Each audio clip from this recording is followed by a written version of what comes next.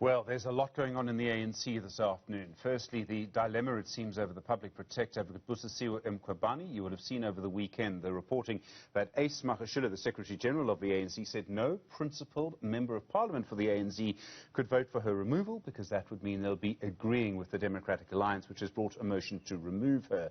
But then Fikile Mbalula, the Transport Minister, went on Twitter and used quite strong language to disagree with Magashule. To paraphrase, he asked if Magashule was really representing a structure. He made comments about Mkhwebane as well, before insulting Carl Niehaus. I suppose you could say all of that was generally to be expected of a Monday morning. At the same time, we understand that the ANC's top six has been meeting with former President Jacob Zuma. In fact, now, certainly this afternoon or today, we believe, difficult to put times to these things, about his refusal to testify at the Zondo Commission and thus defiance of the Constitutional Court. Well, the political analyst, Professor Barry Hanyane, joins me now. Professor, good afternoon to you. What a Zoom meeting to be on the top six of the ANC, President Jacob Zuma. I would imagine not the easiest meeting to have. Stephen, good afternoon to you. Good afternoon to your viewers. Yeah, absolutely. And I guess the question should be asked, is this virtual meeting a compromise when initially a face-to-face meeting was organized and should have taken place this morning in Johannesburg at the House? So there are undertones here that one should begin to read, that one would suspect that the former president perhaps doesn't necessarily feel comfortable with the idea that he needs to engage with his top six, his leaders, whom they have been elected in Nazareth to lead him amongst the people. So it's quite a development as we go forward. And of course, from where I'm seated, I think it's a way of redefining your fault lines to say, look, I've had people who are in support of where I am, and you guys perhaps don't need to worry about what I'm doing. So it does send very contradictory messages in the end. I mean, it's fascinating if you look at the top six. Now, I'll rush through this. I'll be oversimplifying and being unfair. But President Cyril Ramaphosa won at Nasrec, and we've all seen the video of Jacob Zuma's reaction to that at Nasrec, right? Then you've got Jesse Duarte, who's sort of back Zuma, went to go and visit him at Nkandla.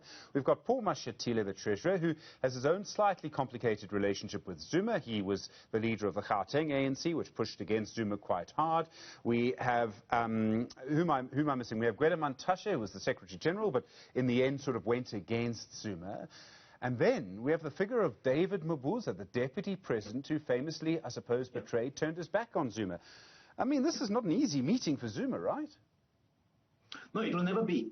And I think at the backdrop of the kind of support from an individual perspective that you've outlined, as I said, the fault lines are very clear. It's everybody for himself, for herself in the top six of the ANC. You have persons who have somewhat of a questionable background, and from an allegiance point of view, the so-called top six unity is just a mere fragmentation of what the very same top six would like to see, let alone the entire constituency of the ANC. It's going to be extremely difficult in turn for the president to rally his troops and say, as an ANC, we're a united front. I don't see that coming. So we're playing on issues of rhetoric here rather than pure political intention to really unify the ANC, and all thanks to the results of Nasrec in 2017. The one person I didn't mention in the top six is, of course, someone who may well support the former president. And I'm talking about the Secretary-General, Ace Magashule, an important position. And he is also publicly stating, it seems in some ways, his support for the Public Protector Busisiwe Mkhwebane. What do you read into that? Well, one would suppose that it was a precedence set in the numerous votes of no confidence against the former president that he came victorious, that in a sense he probably thinks that some kind of caucus foundation has been laid. I think it could be a miscalculation if one looks back at the attitude of, for instance, the late Professor Benturo, who, amongst others, drummed some kind of an approach, if you want to call it that way, to say as parliamentarians, they cannot divorce themselves from their conscience, and it's important that they do so.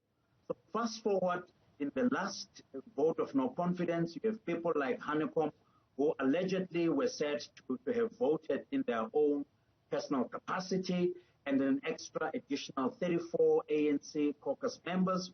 We're still yet to figure out how many actually were there. So I think this defiance laid a new foundation altogether. And for Mr. Mkhwebane to come out and say there must be the towing of the line, he may very well have to face that emerging trend first before demanding some measure of compliance.